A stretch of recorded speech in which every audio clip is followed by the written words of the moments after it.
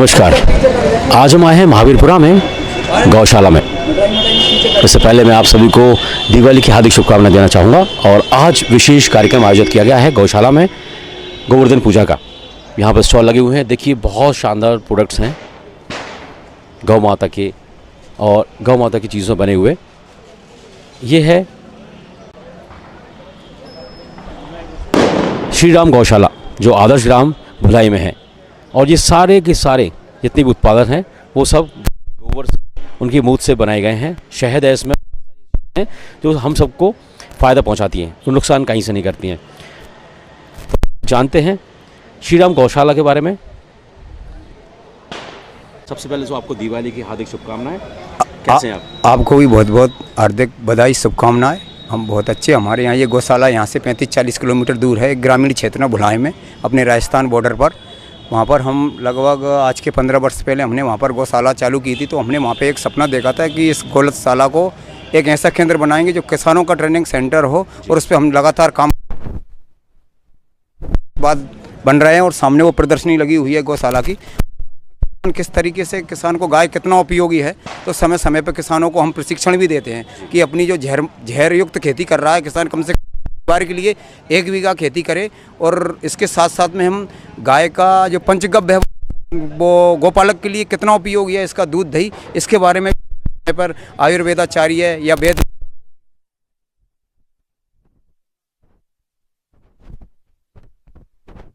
4 नंदी हैं हमारे यहाँ। तो केवल गांव के साथ साथ गौशाला में भी नस्ल सुधार हुआ है। गांव में 40 किलोमीटर तक वहाँ पर गर्भाधान कराने लोग वहाँ पर लाते हैं। तो इसका परिणाम ये हुआ है, हर घर में आपको हमारे गांव में गाय मिलेगी। देसी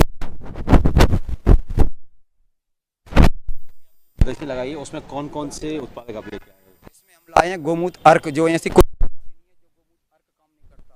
और इससे दूसरा हमारा है जीवन कल्पतरु है। ये भी अपने जोड़ों के दर्द से लेके कई चीज़ों पर काम करता है। तीसरा हमारा ये कामधेनु मंजन है, इसका विदेशों में पेटेंट लिया कई बड़े बड़े संस्थानों ने। आजकल जो भी टूथपेस्ट आ रहा है उसमें ऐसा कौन सा टूथपेस्ट नहीं है जो केमिकल युक्त नहीं हो जी। तो ये है, इसका विदेशों में कई संस्थानों में अपने भारत ने वो पेटेंट लिया है। तो बहुत कारगर है। और इसका मैं भी इसका 5 साल से उपयोग कर रहा हूँ। पूरे गांव में हम लोग इसका उपयोग करते हैं। और भी हमने गोबर से ये फिनाइल है, इसका गोनाल नाम दिया है इसका। आप जो बाज़ार से आता है वो केमिकल युक्त होता है, ये हमने नीम के तेल से और उससे आयुर्वेद द्वारा वो बनाया हुआ है। ये कई तरीके से इसमें मच्छरी और कई तरह का उपयोग भी है, लोग इसका काफ़ी इस्तेमाल कर रहे हैं। साथ में गोबर के अग्निहोत्र के लिए कंडे हैं और भी कई चीज़ें हैं। हम शुद्ध शहद भी है, ये गोबर की गणेश मूर्ति भी बनाते हैं समय समय पर, और गौ में दीपक भी हैं। ऐसे कई तरह के। और किसानों को हम वहाँ पर और गौशाला वालों को कैसे गौशालाएँ आत्मनिर्भर बने, तो उसके लिए भी हम समय समय पर ट्रेनिंग देते हैं जी। बहुत ही अच्छी पहल है। देखिए आप देख सकते हैं, गौ माता को हम रक्षा नहीं कर सकते तो क्या फ़ायदा हम भारत में रहने वालों से। देखिए ये बहुत ही अच्छा उपयोग हुआ है गाय के गोबर का। तो हम ऐसी चीज़ें बनाकर अपने घर में यूज़ कर सकते हैं और उनकी पूजा कर सकते हैं। आज गोवर्धन पूजा है, हम लोग गाय को ढूंढते हैं गोवर्धन बनाने के लिए, लेकिन आज के बाद शायद ऐसे कोई लोग होंगे जो गाय की इज़्ज़त करेंगे या उनका ध्यान रखेंगे। फिर गौशाला खाली पड़ी रहेंगी और कोई ध्यान रखने वाला नहीं होगा। तो देखिए ऐसे आप बहुत सारी चीज़ें बना सकते हैं जो पहल इन लोगों ने की है। ऐसी बहुत सारी गौशाला हैं जो लोगों ने गाँव को पालकर वहाँ सेवा करते हैं। जी आप मुझे ये बताइए कि गाय पालने से फ़ायदा क्या क्या होते हैं? गाय पालने से तो पहली बात, जिस किसान ने घर में गाय पाल ली उसका आधा रोग तो चला ही गया। आप डॉक्टरों को दे रहे हो, तुरंत घर में गाय आई, आपके उसके दूध का घी का उपयोग करेंगे तो आधा तो आपका वो बिल कम हो गया। दूसरा, खेती का जो अवशेष है, जो खेती का भोजन है गाय, और गाय का भोजन खेती का अवशेष निकलता है, और गाय का अवशेष निकलता है वो खेती, एक दूसरे के दोनों पूरक हैं। और गाय नहीं होगी तो खेती बर्बाद हो जाएगी।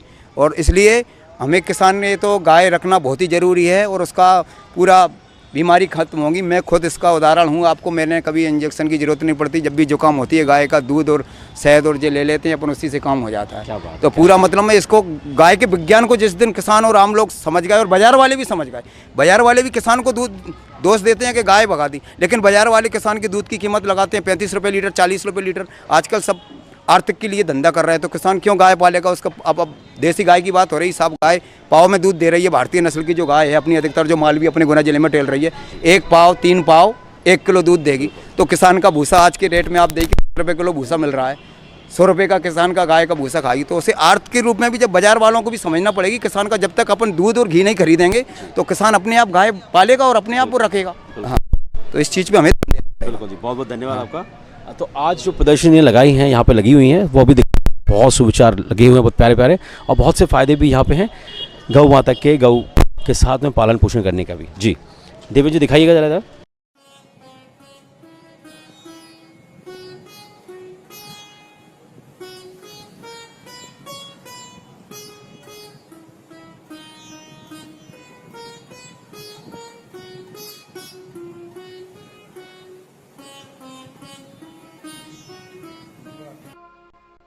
राम कृष्ण की प्यारी गैया सारे जग की माता है।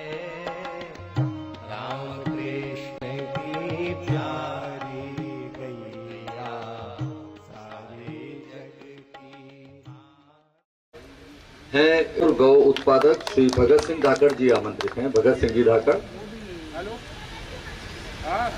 आप भी कृपया मंच पर आएं। जी, आप गौ सेवक हैं, आप भी कृपया मंच पर आएं और आपकी सेवा के